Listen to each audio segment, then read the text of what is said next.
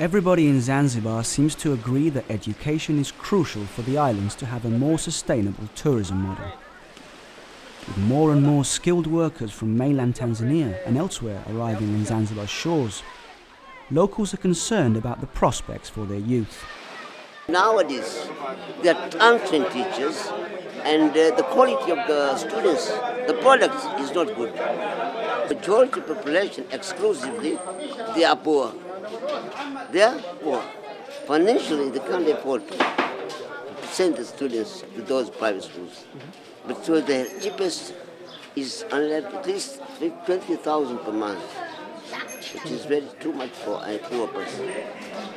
Youngsters, even teenagers, they are very good. And some who are not educated become thieves, become robbers, become drug users. So many things.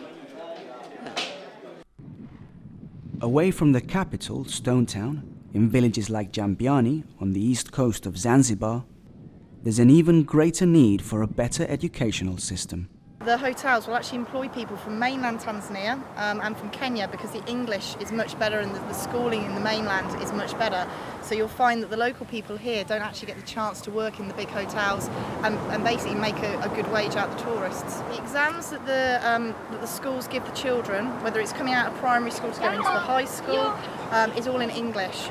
And unfortunately, the majority of the teachers, they're not actually able to read and understand English to then be able to teach it to the kids.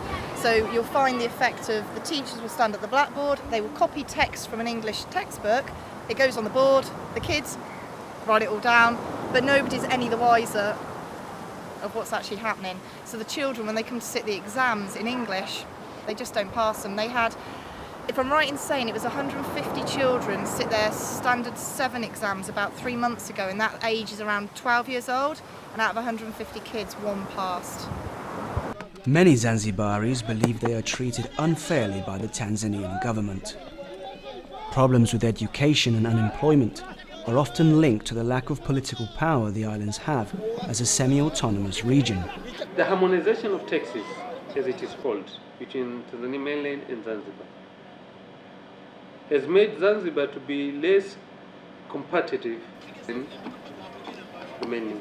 Now, if we would like to help Zanzibar, I believe there was need for the government of Zanzibar and the government of the United Republic of Tanzania sit down and decide that because we want to help Zanzibar stand on its own, we have to have some special measures vis-a-vis tax issues which will attract business people to bring their things here and let out the export food.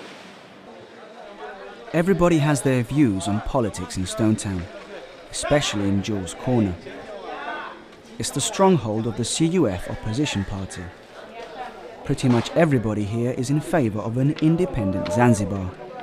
Economically, Zanzibar is very, very poor compared to the mainland. You see? So if you bring 2 kind of taxes here, while in Tanzania, like in the mainland, you just have 1 kind of tax, the business is never going to boom. We need what kind of unions? We need freedom union, 3 governments, Zanzibar government, Tanganyika government, and union government. But not other nations to take more advantage for the others. It's not good things. We need same, right, fair, and everything. We're not going to pay any more 2 kind of taxes. This is one change, right? Which is gonna be relieved for Zanzibarians. Education system. You know, we're not going to take our exam papers to the mainland to be corrected anymore. We will correct our papers here. We have our teachers, and they can do the job. This is another change. And this is a very, very big change. Tanzania's overwhelming control over Zanzibar is undeniable. The islands even depend on the mainland for almost all their supply of electricity. An unreliable power source, which in December 2009 plunged Zanzibar into darkness for 3 months. Could things get any worse for the already impoverished Spice Islands?